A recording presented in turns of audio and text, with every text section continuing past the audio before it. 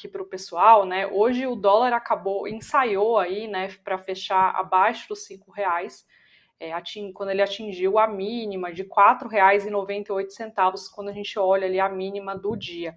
A moeda ela acabou encerrando o dia cotada a R$ 5,01, o que representa uma queda de 85% se a gente for olhar aí na comparação com o pregão da véspera. Edu, agora sim, né? Se essa queda principalmente continuar, né? Principalmente quando a gente fala aí do patamar dos R$ 5, né? Se ela ficar aí, se a moeda ficar abaixo dos R$ 5, quais são as estratégias, né? A gente tinha comentado de 3 estratégias que você recomenda, né? Que podem ser adotadas aí pelo investidor. Vamos lá. A primeira delas, na verdade, até antes da gente começar nas estratégias em si, é sempre bom o investidor entender alguns pontos bem importantes, tá? O primeiro é que quando a gente fala em dólares a carteira, a gente não está falando necessariamente de você comprar só dólar, né? Porque o ativo, a moeda dólar, ela pode ser boa para proteção, mas quando você analisa ali, né, esse ativo ele não gera fluxo de caixa. Então você não tem ali uma geração de valor sobre o tempo. Então, para um investidor que tem interesse em dolarizar a carteira, o que eu acho mais legal é você analisar ativos que geram fluxo de caixa em dólar. Então, da lista aqui que a gente separou, a gente tem, em primeiro lugar, que não é um ativo que gera fluxo de caixa, é fazer um investimento através de um fundo cambial, tá? O fundo cambial, o gestor ele vai pegar o patrimônio do fundo e ele vai investir em dólar para acompanhar normalmente algum índice, e aí pode ser a Petax, pode ser algum índice que consiga medir essa variação da moeda norte-americana ou de alguma outra moeda, se você tiver algum interesse mais específico. Mas você vai ter essa questão, né? Você vai ter a taxa de administração do fundo, se ele for um fundo que ele busca superar o índice de referência, ele pode ter alguma taxa de performance, então são cobranças a mais que o investidor tem. E aí tem a questão de não ter o fluxo de caixa, né? Nesse caso, o que até o nosso companheiro aqui de programa, o Murilo, fala, é que uma das opções é você investir, por exemplo, na Aura Minerals, que está na carteira dele, que é uma empresa que faz a mineração de ouro, por exemplo, e aí você tem um ativo que é uma commodity, assim como apesar do dólar não ser uma commodity, ele é cotado em dólar e você tem efetivamente esse fluxo de caixa vindo, né? Então é bem interessante. Então, primeiro da lista é fundo cambial. O segundo item da lista é dolarizar via empresas exportadoras aqui no Brasil. Então é o que a gente sempre fala, a Bolsa Brasileira ela é muito forte em exportação de commodity. Então, Vale, Petrobras, a gente tem a PetroRio, a gente tem várias outras, CSN também, Klabin, Suzano. Assim, a lista é bem grande. A única coisa que eu não diria para você investir em qualquer uma delas. Eu acho que é sempre bom o investidor ele saber um pouco mais da parte macro, que nesses casos, a dolarização pode ser feita através dessas empresas, e estudar também cada caso de cada empresa, porque dentro dessas empresas, dentro dessa cesta aqui que a gente está falando, pode ter empresas que são muito boas ou empresas que são não tão boas, né? Então, é sempre bom você saber no detalhe qual que é o negócio que você está investindo. E o terceiro item da lista, e aí só lembrando que esse segundo que a gente falou, que era de empresas exportadoras, tem fluxo de caixa, né? E normalmente essas commodities cotadas em dólar acabam sendo traduzidas no resultado ali em uma receita mais interessante. E o último item da lista, né, o terceiro item, é dolarizar via BDR ou BDR de ETF.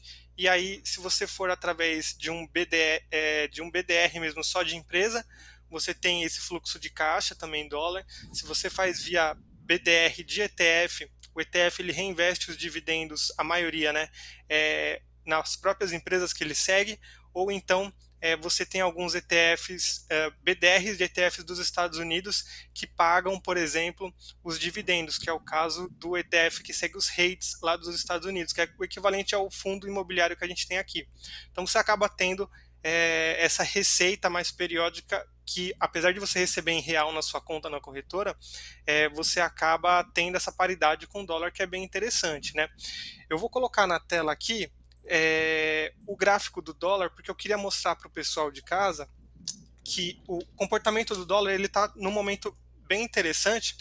a gente chegou a falar em outros fechamentos que talvez fosse realmente um período mais oportuno para você começar a dolarizar a carteira, porque o dólar ele vinha trabalhando nesse, a gente chama de range, né, que é como se fosse esse espaço aqui, um pouco acima de 4,90 até os 5,80 mais ou menos. Então ele estava nessa figura que alguns chamam de retângulo, alguns chamam de caixote, mas enfim, ele estava dentro desse alcance aqui. Eu sei que é um alcance meio difícil de falar, né, tipo, pô, 5,90 e 4,80, 4,90, né, é muita coisa, mas é o que o gráfico acaba mostrando para a gente. A gente está vendo o gráfico semanal em tela e agora o dólar caminhando para um dos pontos que a gente presta bastante atenção, que é os R$ 5, está com quedas bastante acentuadas nas últimas semanas, então pode ser que a gente veja algum tipo de correção até que essa média que está em verde volte para próximo do preço, tá?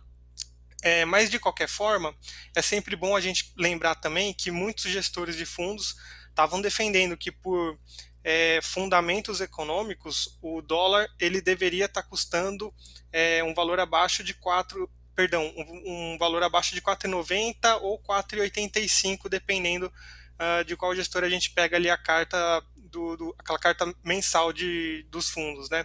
Então, por fundamento econômico, a gente tem essa diferença do que a gente está vendo na cotação real, né? Quando a gente aproxima um pouquinho mais o prazo, aqui eu estou vendo o gráfico diário agora, então a gente tem alguns sinais, né? Que eu acho que é bem legal a gente frisar também.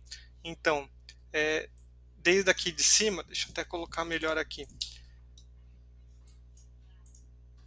Vamos lá.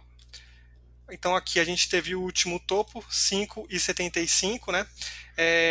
Ele voltou a ser negociado aqui a partir de 2022 abaixo dessa média de 21 períodos, então é um sinal, né? Quando ele está sendo negociado abaixo dessa média, a gente considera que no curto prazo ele está numa tendência de queda. E essa média roxa aqui que a gente está vendo cruzar no meio da tela é a média de 200 períodos. Então a gente consegue determinar que no longo prazo desse gráfico o ativo está sendo negociado com uma tendência de baixa. Então, ou seja, né, traduzindo um pouquinho para o português, se está abaixo das duas linhas aqui, é uma tendência de queda. E foi isso que a gente observou, né? Inclusive chegou aqui no patamar de suporte dos R$ 5, que também é um suporte psicológico, né? Muitos investidores que estão carregando a venda, eles acabam zerando posição, muita gente acaba resolvendo comprar, e a gente teve esse repique para próximo da média, que é o que a gente gosta de ver quando a gente analisa um gráfico dessa forma, né? Então a cotação voltou para próximo dessa média verde aqui na tela e voltou a cair.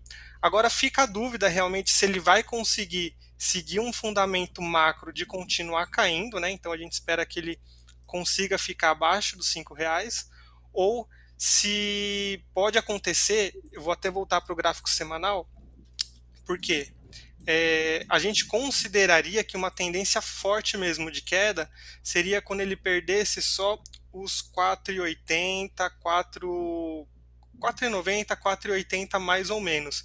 Então, se a gente perdesse esse patamar, aí graficamente olhando, a gente poderia pensar em um dólar voltando para 4,31 mais ou menos, e aí vai ter a média de 200 períodos que está em 4,71. Então, se a gente perdesse esses próximos alvos aqui para baixo, a gente teria pontos bem interessantes, né? E aí tem muito investidor que se pergunta, tá, se o dólar está caindo, por que eu vou comprar, por que eu vou dolarizar minha carteira, né? E aí, o primeiro passo é que é o seguinte, a gente faz a nossa análise aqui, mas não necessariamente isso vai acontecer, né? Renda variável, já dizia o Chico Bento que renda variável varia. Então, é sempre bom a gente frisar isso, né? Tem vários fatores aqui, várias variáveis que impactam a cotação do dólar. E, assim, pensando no investidor pessoa física, você vai pensar, tá, se o dólar vai continuar caindo, por que eu faço o aporte agora para dolarizar? Porque você não vai fazer, provavelmente, um aporte único para dolarizar a sua carteira inteira, né?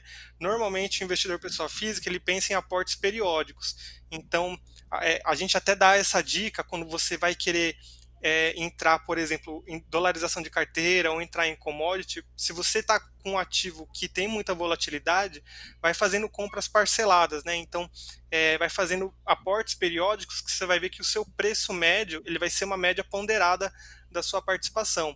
Então, vamos supor que o dólar continue caindo para 5, 4,90, 4,80. Vai ser mais interessante você pegar esses movimentos para ter, sei lá, um preço médio de, vou chutar aqui, de 4,50 do que você esperar sempre o melhor momento e acabar não investindo, entendeu? Então vale muito a pena você dar um peso importante para esse momento aqui. E se por acaso ele continuar subindo, pelo menos você fez um aporte legal ali perto dos R$ 5. Então isso é realmente bem interessante. Então para o investidor, para dolarizar a carteira não tem muitos segredos, são essas três as principais formas, né? Claro que você tem, por exemplo, mini contrato de dólar, que é uma outra forma de você operar a moeda, mas aí a gente está falando de outro tipo de mercado, muita volatilidade e é mais voltado para quem tem o perfil de day trader, tá? Quem está pensando em dolarizar o portfólio, aí essas regras ainda são mais importantes do que olhar, por exemplo, o mini dólar.